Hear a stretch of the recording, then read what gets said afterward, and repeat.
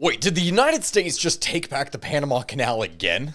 Hello my friends, Takuya here, and welcome back to the History of Everything podcast YouTube channel. And from the very beginning of this episode, I just need to say something right now. I need to let you all know that this entire saga has been just a wild ride. And really, who knows exactly where it is going to end up. Because when I talk about this is something that involves not just Panama and Trump, but also China, as well as now BlackRock. Like, yes, the private equity firm, which has apparently struck a $23 billion deal in order to place Panama Canal ports under American control.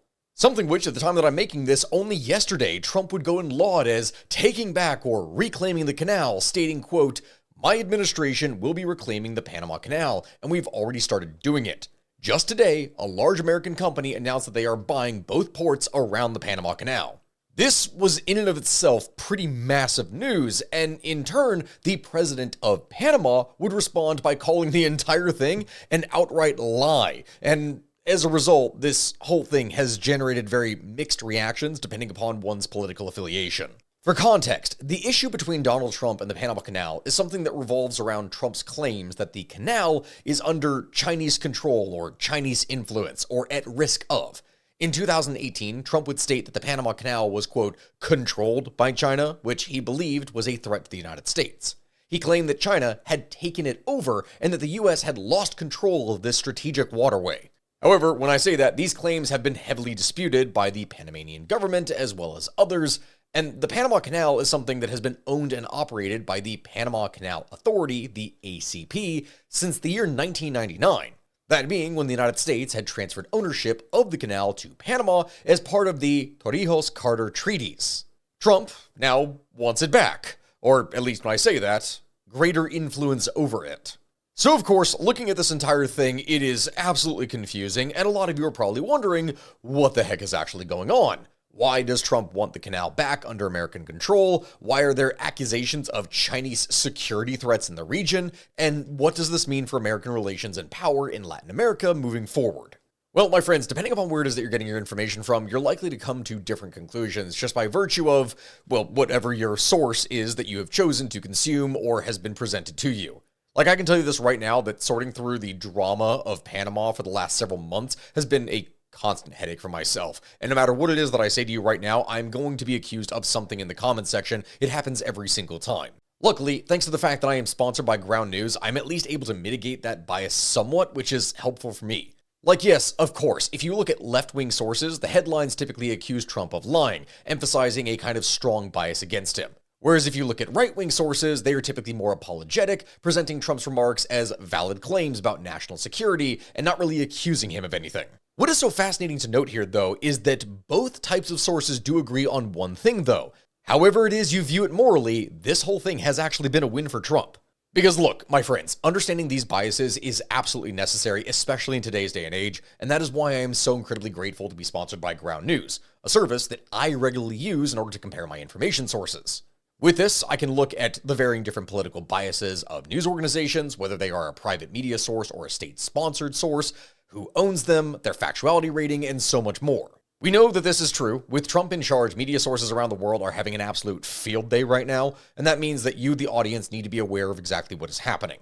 Luckily, Ground News is giving my viewers 40% off the Unlimited Access Vantage plan, so you can click the link down in my description or head over to groundnews.com/historyofeverything. I highly recommend that you check it out. It's been a massive boon for me. But anyway, back to the story. First up then, as we always do on this channel, context. And mind you, we will be quick about that history. The Panama Canal is a 51-mile or 82-kilometer long shipping canal, something that connects the Atlantic Ocean to the Pacific Ocean, crossing the Isthmus of Panama in Central America. The canal, when we talk about this thing, is one of easily the most important and complex engineering projects in history. And its construction and operation have had a significant impact on global trade, economy, and politics for quite literally generations. Historically, the idea of building a canal across the Isthmus of Panama is something that dates back all the way to the early 16th century, this being when Spanish conquistador Vasco Núñez de Balboa would first propose that very same idea. Of course, I'm not really going to go into all of that because, of course, the technology and labor simply was not there at the time, and so it wasn't going to be until the 19th century that the first attempts to build a canal were made. In 1881, the French began constructing the canal, but ultimately they were forced to abandon that project in 1889 due to terrible engineering problems, tropical diseases, and financial issues. And oh my god, my friends, when I call this whole thing a disaster, oh, this was horrible. We are definitely going to have to do a full podcast episode on that, my friends. Either way, it is here that the United States begins to get involved. And when I say involved, look, I'm not telling the full story about it, but the United States basically created the country of Panama in 1903 by supporting Panamanian rebels against Colombia, which is, it's part of America's history. That's the point. The U.S. wanted to gain control of the future canal, and Colombia didn't really want to go through with that deal. Anyway, in 1904, the U.S. would take over the project, and construction began under the leadership of President Theodore Roosevelt. The U.S. Army Corps of Engineers would oversee the construction of the canal, which ultimately was completed on August 15, 1914. It truly was a marvel of engineering, and the entire thing was built at a cost of $350 million, which, if you look at that in today's money, is about $11 billion today. Officially then, the Panama Canal would open on August 15, 1914, and it quickly became a vital waterway for international trade. The canal would allow ships to pass from the Atlantic to the Pacific, saving time, fuel, and lives by avoiding the need to navigate around South America. And I cannot understate just how incredibly massive of a deal this was. After all, not only was this a huge boon for trade, but only around 20-something years later, World War II was going to break out, and at that point, it was a critical passageway for the Allied war effort between the Atlantic and Pacific Oceans. This was such a crucial staging point for the United States that it kept the entire thing under very close control. But the relationship between the United States and Panama gradually began to fall apart over disagreements after World War II about control of the canal, treatment of Panamanian workers, and questions about whether the U.S. or Panamanian flag should be flown jointly over the canal zone, and a whole host of other issues. It gets really nitty-gritty at that point. The big thing is that after World War II, we saw a massive period of decolonization, and in the 1960s and 1970s, Panamanian nationalism was on the rise, and there was increasing demands for the U.S. to transfer control of the canal to Panama. These tensions would arguably reach their peak on January 9, 1964, when anti-American riots would lead to several deaths in the canal zone and the brief severing of diplomatic relations between the two countries. It wasn't a good time. Of course, that wasn't going to last forever, and the Panamanian government, led by General Omar Torrijos, began to negotiate with the United States for a new treaty that would give Panama greater control over the canal. That being said, it wasn't really an easy thing. The negotiations were difficult and protracted. They went on for quite a while, but ultimately, the two countries would reach an agreement in 1977 under President Jimmy Carter. The Panama Canal Treaty, which was signed by U.S. President Jimmy Carter and General Torrijos, would agree to transfer control of the canal to Panama by the end of 1999. To that end, the treaty would establish a transition period during which control would gradually be ceded. The treaty was ratified by the U.S. Senate in 1978, and this is something that marked a significant shift in the relationship between the U.S. and Panama, as well as a reduced military presence within Latin America. Which is important to mention because the treaty itself had several key provisions, including granting a U.S. presence. The treaty allowed the United States to maintain a military presence in the canal zone, but it is something that limited the size and scope of the U.S. military presence. At the same time, you also had an economic factor that was included. The treaty provided for the U.S. to pay Panama an annual fee of $10 million for the use of the canal, and it also provided for the U.S. to invest in the development of the canal zone. Finally, and arguably the most important factor that needs to be considered here, and this is the thing that Trump has been angry about, neutrality. The treaty declared that the canal was to be a neutral waterway, open to ships of all nations.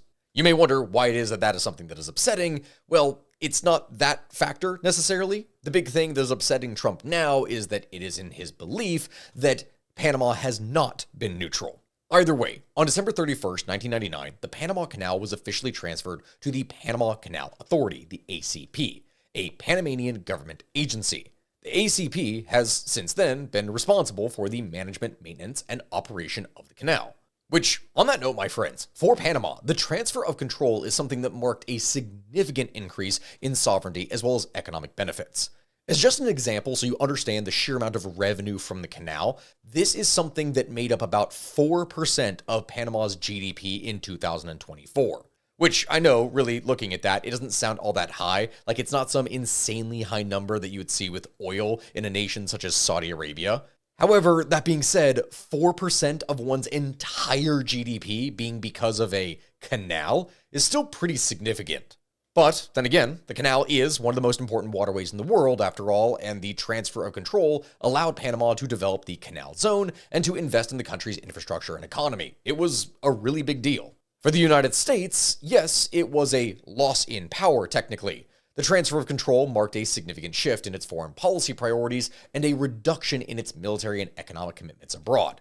The US had maintained a significant military presence in the canal zone, and the transfer of control allowed the US to reduce its military presence and cost that it suffered from that, and to focus on other strategic priorities.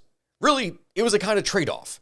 And the transfer of control of the Panama Canal also had very significant implications for international relations and global trade. The canal, as I've already said, is a very critical waterway that connects the Atlantic and the Pacific Oceans. And it is an important route that is used for international trade across the globe. The transfer of control marked a significant increase in the canal's neutrality and accessibility to other nations and would contribute to the growth of international trade and economic development in the region, tying Panama to the global world and not just the US. In fact, things grew so much that, ironically, it actually became a bit of a problem early on. Shortly after the Panamanians retained full control of the canal in 2000, shipping volume would quickly exceed the waterway's capacity. They just didn't have the room to be able to move that much shipping through. And so a massive expansion project began in 2007 and was completed around a decade later. This is something that would cost around $5 billion and would allow for the accommodation of larger ships, which became significantly more common as globalized trade became the dominant economic, what would I even say here, thing. If you've ever seen one of those massive container ships, you know exactly what it is that I'm talking about. Globalized trade was just what was done. Anyway, as time has gone on, the importance of the canal is something that has only grown, especially for the United States. While not the biggest waterway in the world, the Panama Canal is still among the most significant for global trade, as it services around 5% of the total volume of maritime trade globally. For the United States, though, the canal is critical because 40% of US container traffic passes through the canal annually, carrying around $270 billion in cargo, and this is something that is only expected to increase with time. The Panama Canal is, of course, during its standard operating times, the fastest route for trade between the US East Coast and Asia. For example, if you're going from New York to Beijing or Shanghai. Of course, trade from Europe to the US West Coast or South and Central America to Asia is also something that relies heavily upon the canal. Still though, their presence is chump change in comparison to the United States. Over 74% of the trade volume that flows through the Panama Canal is either heading for or coming from the United States. It is that critical. And so that, my friends, considering all the context that I've explained here now, that is where the potential issue with China comes into Trump's view. You see, my friends, in a country that is as open to globalized trade as Panama is, China has had a fairly significant presence there for many years. In fact, the Chinese community in Panama makes up some 135,000 people, which is huge. That represents around 4% of its 4 million inhabitants. For context, though, this relation is something that has existed for a lot longer than China has been controlled by the CCP. Since 1911, Panama has maintained diplomatic relations with China. However, the issue was that, China went through its whole civil war, and after the defeat of the Chinese Nationalist Party and the victory of Mao Zedong's Communist Party, the Panamanian state would decide for a while to maintain diplomatic relations with Taiwan due to the fact that, it was capitalist and kind of beholden to the foreign policy of the United States during the Cold War. Really, since 1949, Panama remained one of Taiwan's major allies until things kind of began to change. As time went on, the CCP gained significantly more leverage over global affairs. And over the past 2 decades, China has drastically strengthened its economic, diplomatic, and military ties with Latin America and the Caribbean. Eventually, China became the second largest canal user after the United States. And in fact, the first ship to cross the expanded canal at the inauguration held in June of 2016 was a vessel of the Chinese shipping company, COSCO. Really, as time went on, China became more and more involved with Panama, and this is something that was facilitated by former Panamanian president Juan Carlos Varela. You see, my friends, in 2017, Varela would drop diplomatic recognition of Taiwan, opening an embassy in Beijing, and pursued Sino-Panamanian trade and investment initiatives, including making Panama the first Latin American country to sign on to the Belt and Road Initiative, something that I've actually talked about extensively, as this is something that is both an economic effort by China and simultaneously a massive soft power move.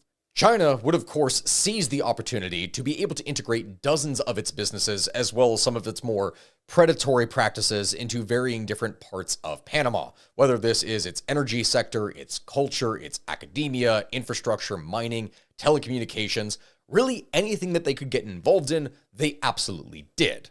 Under Varela, this cooperation would drastically increase. Panama would go and sign up to a series of, well, eventually abandoned high-profile initiatives with Chinese companies, as you've oftentimes seen with many of the failed Belt and Road Initiative projects, including a $4 billion high-speed train between Panama City and David, a $1 billion port investment by a shady China-based consortium, which has a whole host of legal troubles in a port in Colón.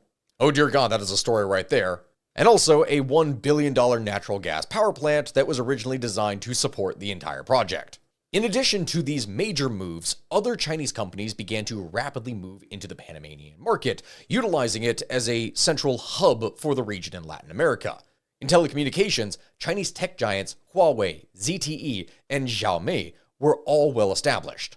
Huawei uses the Colón Free Trade Zone as a regional distribution hub. In fact, one of the things that they would actually attempt to do there is to establish an integrated smart city in Colón, which in the end ended up being blocked, though they still did end up putting around 300 security cameras in Colón, which are actually still there to this day.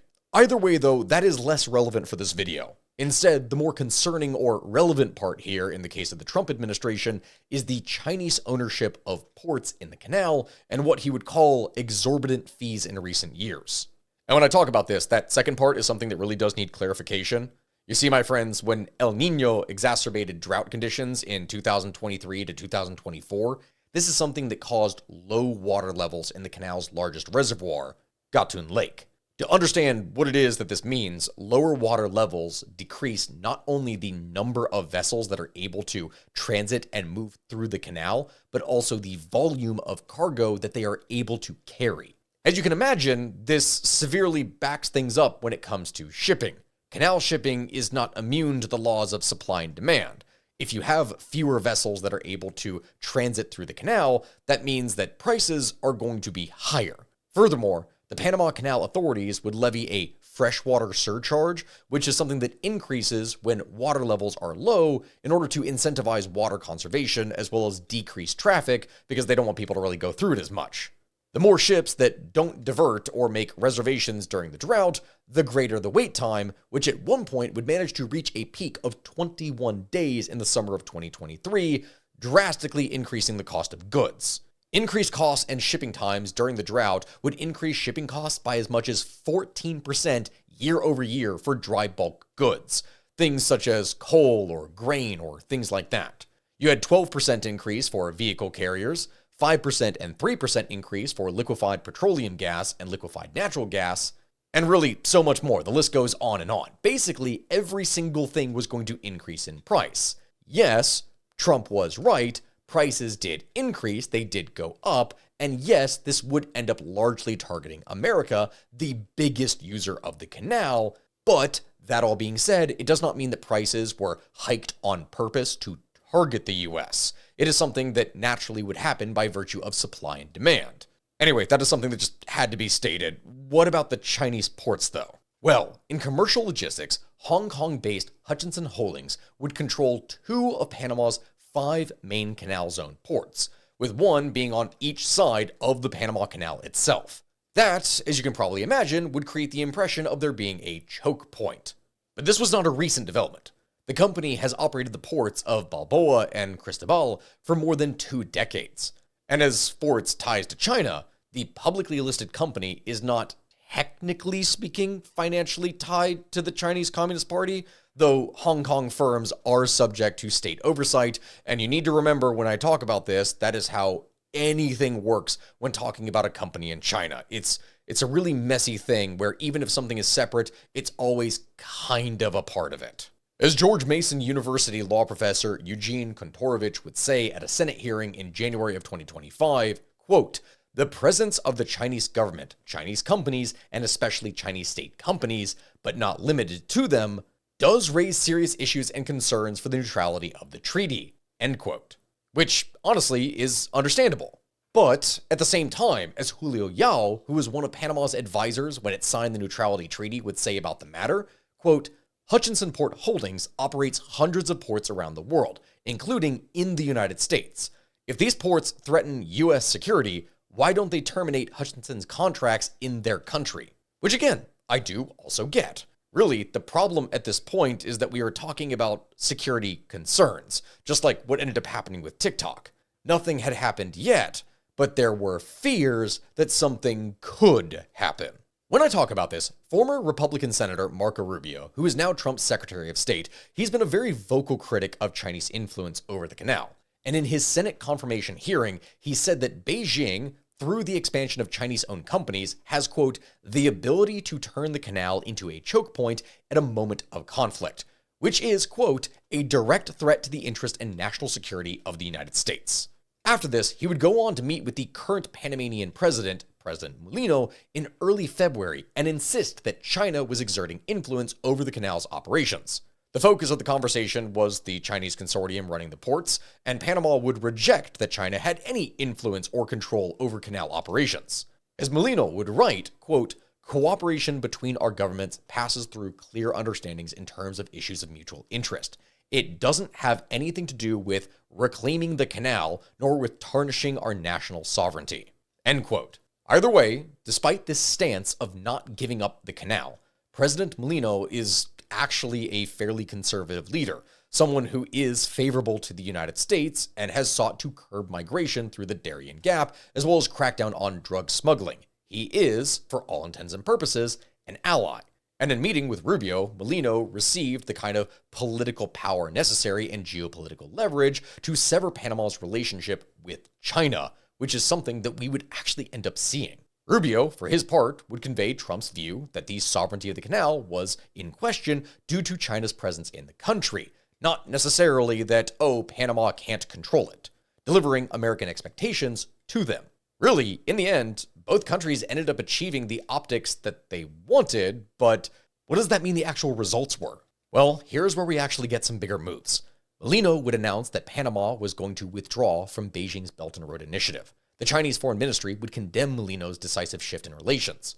Furthermore, before Rubio's arrival, the Panamanian government had already undertaken an audit of the 25-year no-bid extension agreement with Hutchinson, which would create a process for allowing another company to operate the Balboa and Cristobal ports. And now, just as I said in the beginning of this video, that other company is coming into play: BlackRock. Yeah, I know that for anyone on the internet right now, that is not exactly a friendly name that people get really excited when they hear, unless it's usually for negative feelings.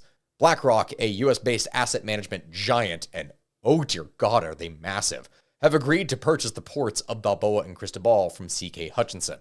The deal that they launched is worth approximately $22.8 billion and is not just a singular thing. It's part of a larger transaction that will give BlackRock control over 43 different ports in 23 different countries. As Frank Sixt, who is co-managing director of CK Hutchinson, would say in a statement, the transaction was, quote, "the result of a rapid, discreet, but competitive process in which numerous bids and expressions of interest were received," end quote. He would also go on to say, quote, "I would like to stress that the transaction is purely commercial in nature and wholly unrelated to recent political news reports considering the Panama ports." So yeah, according to the statement from the companies, guys, this has absolutely nothing to do with politics. This was purely a commercial transaction. Which, you know, maybe it is. But for Trump, that doesn't really matter. Despite polarizing media coverage, this has been a win for him. having a US investment company take over the ports would reduce China's influence in the region. And according to people who are familiar with the negotiations per Bloomberg, the deal wouldn't have come together without Trump's support. As for what this means for the future, really, who can say? But as America retracts itself militarily and aid-wise from the world stage, there does appear to be signs of investment opportunities that will increase America's soft power and presence around the world. The result, at this point of that though, is uncertain. But of course, you can be sure that we're going to cover things as they develop, and we're going to explain their background, context, and everything else. It's how it is that we operate here on this channel. And who knows? Maybe at this point, Greenland will be next. There's already discussions about that. Either way, my friends, that is the end of today's video. Thank you very much for watching. I appreciate all of you. Remember to like, comment, subscribe, and if you really want to support my channel, not only can you go and get my merch, which I'm going to ask you to please do that because I'm probably going to have to replace my computer here, but simultaneously, if you want to go on an adventure with me, I am leading trips to Japan, Mongolia, and Turkey, links for which are down in the description. So if you want to go on an adventure, by all means, check those out. I'll see you next time, and goodbye, my friends.